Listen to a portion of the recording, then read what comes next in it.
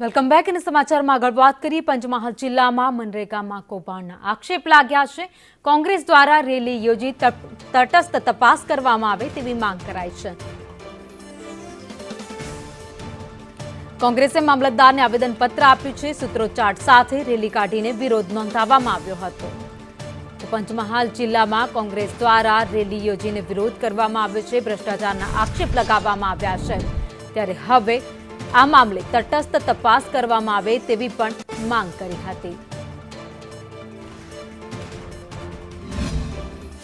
એ મનરેગા યોજનામાં જે ભ્રષ્ટાચાર થયેલો છે તેની તપાસ થવા માટે આપેલો છે.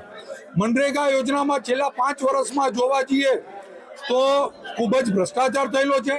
આ યોજનાનો જે કામો બતાવવામાં આવેલા છે તે કામો પણ બોગસ છે. તે કામોનું ફિઝિકલ વેરિફિકેશન કરવામાં આવે તો સ્થળ પર મોટા ભાગના કામો હયાત નથી. આ જે કામો બતાવવામાં આવેલા છે એમાં ઘણા કામોનું ડુપ્લિકેશન છે. એક જ કામનું 2-3 યોજનામાં બતાવી